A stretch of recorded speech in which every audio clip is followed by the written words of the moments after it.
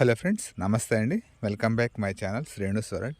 Friends, నేను చాలా రోజులైందండి video పెట్టకుండా చాలా రోజులైంది. డిలే చేయడం వల్ల ఏంటంటే చేద్దాం వద్దని ఏం కాదు కానీ, బట్ వీడియోస్ ఇప్పుడిప్పుడే కొంచెం వెళ్తున్నాయి. కొంచెం నేను వీడియో చేయడం కొంచెం డిలే అయిపోయింది. సో, కారణం ఏం లేదంటే నేను షార్ట్ వీడియోస్ ఎక్కువ పెడుతూ వెళ్తున్నాను. మెయిన్ వీడియోస్ తక్కువ పెడుతున్నాను.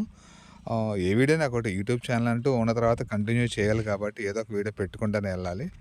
సో, నేనేంటంటే నాకు గార్డెనింగ్ అంటే ఎక్కువ ఇష్టం కాబట్టి ఎక్కువ గార్డెనింగ్ వీడియోసే పెడుతూ వెళ్తాను.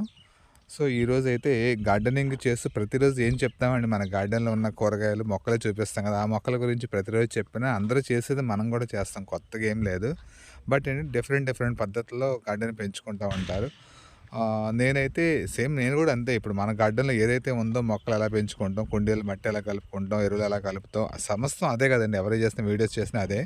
కానీ ఏంటి కొంతమంది చెప్పే విధానంలో తేడా ఉంటది కాబట్టి, ఆ విధానానికి అట్రాక్ట్ అయ్యి వీడియోస్ ఎక్కువ చూస్తారు.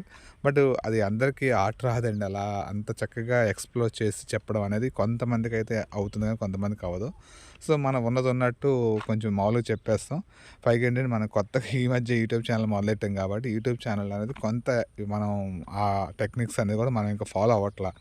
మనకుండే సమయం చాలా తక్కువండి. ఆ ఉన్న సమయంలోనే ఏదో ఒక వీడియో తీసి పెట్టుకోవాలి ఆలోచన తప్పించి, ఫస్ట్ ఆఫ్ ఆల్ మన గార్డెన్ ఎలా ఉందో ఫ్యూచర్‌లో చూసుకోవాలని ఒక ఆలోచన తప్పించి, అది వ ఎక్స్‌పెక్టేషన్స్ అనేది నాకేమి లేదు వీటిల మీద ఎక్కువగా. అంటే మన గార్డెన్ ఈరోజు ఇలా ఉంది. ఒక మొక్క మనం పెంచుతున్నాం. దానికి ఏది ఇస్తాం ఆహారం, ఎలా పెట్టాలి, ఇట్లా ఆలోచన తప్పించి నాకు దీనివల్ల ఒక వీడియో పెట్టంగానే ఒక్కసారి ఆ వ్యూస్ వెళ్ళిపోవాలి, జనం చూసేయాలి అనే ఆలోచన నాకెప్పుడు రాలేదు. దాన్నే ఫాలో అవుతూ ఎళ్తాను. ఎందుకంటే అది రకరకాల టెక్నిక్స్ ఉపయోగిస్తారు. చాలామంది మధ్యలో మ్యూజిక్ పెడుతూ ఉంటారు. అయన్నీ చేస్తూ ఉంటారు. నేనైతే ఏది ఫాలో అవ్వనండి. బట్ నా వీడియో లాగానే చేసుకుంటూ ఎళ్తాను. దానివల్ల ఏంటంటే నచ్చినోళ్ళు చూస్తారు, నచ్చినోళ్ళు స్కిప్ చేసేస్తారు. దానికి నేను చేయగలిగేది ఏమీ లేదు. బట్ అందరూ చేసినట్టు నేను కూడా గార్డెనింగ్ వీడియోస్ చేస్తాను. బట్ ఏంటంటే మన ఇంట్లో ఉన్న వేస్ట్ ఫుడ్ అంతా కూడా నేను మొక్కలకి ఇచ్చుకుంటూ వెళ్తూ ఉంటాను. కిచెన్ కంపోస్ట్ గానీ, రకరకాలు గానీ అట్లా మన మొక్కలకి ఏదైతే మన ఇంట్లో వేస్ట్‌గా ఉందో అట్లాంటిదంతా కూడా నేను గార్డెనింగ్‌లో మొక్కలకు వాడుకుంటూ వెళ్తూ ఉంటాను. సో, ఇప్పుడేంటంటే మన ఇంట్లో పుల్లటి మజ్జిగ ఎక్కువుంది. ఆ పుల్లటి మజ్జిగ బయట పారబోయడం ఎందుకనే ఉద్దేశంతో నేనేం చేస్తున్నానంటే మొక్కలకంతా కూడా అది ఇచ్చుకుంటూ వెళ్తున్నాను. సో, పుల్లటి మజ్జిగ మొక్కలకి ఇవ్వడం వల్ల లాభం ఏంటి? నష్టం ఏంటి? అయితే నష్టమైతే ఏం లేదు కదండీ! లాభమే కదా ఉన్నది.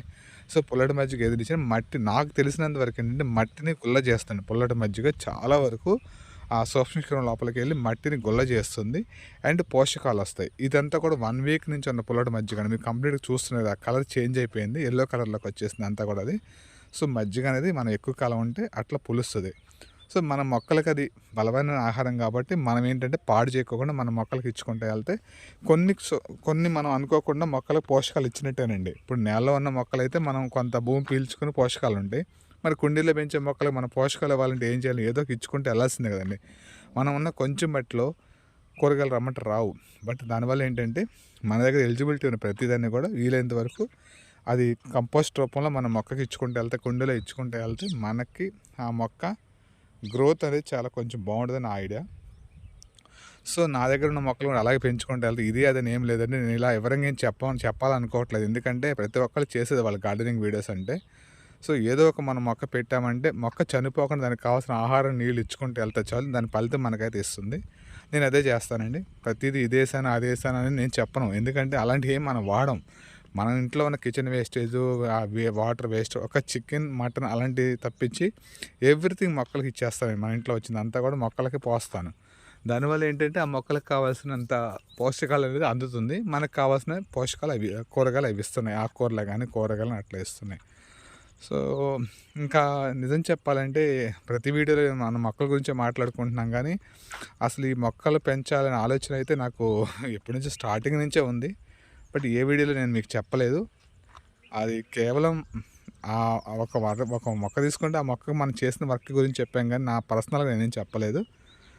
నాకిది ఫస్ట్ నుంచి ఉందండి. మొక్కలు పెంచుకోవాలని ఆలోచన నాకు ఫస్ట్ నుంచి ఉంది. ఇది ఉల్లిపాయ చూసారా? ఉల్లిపాయ ఫ్లవర్ ఇలా వస్తుంది. ఒక ఉల్లిపాయ పెడితే మనకి ఉల్లిపాయ కాడలో అలా మంచిగా ఫ్లవరింగ్ అయితే వచ్చింది.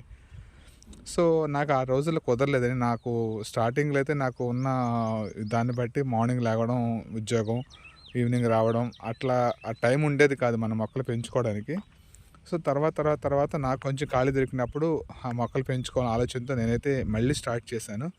సో, పచ్చదనం అనేది మన ఇంట్లో గ్రీనరీ అనేది ఎంత ఎక్కువ ఉంటే మనకు అంత మంచిదని. ఎందుకంటే నెగిటివ్ థాట్స్ రాకుండా పాజిటివ్ థాట్స్ ఎక్కువ వస్తాయి మన గ్రీనిష్ ఎక్కువ మన ఇంట్లో ఉంటే. అండ్ రెండోది ఏంటంటే కార్బన్ డైఆక్సైడ్ బాగా వస్తుంది మొక్కలుంటే. మనకేంటి కావాల్సినంత ఆక్సిజన్ లెవెల్స్ చాలా ఎక్కువ ఉంటాయి మనం మొక్కలు పెంచుకుంటే.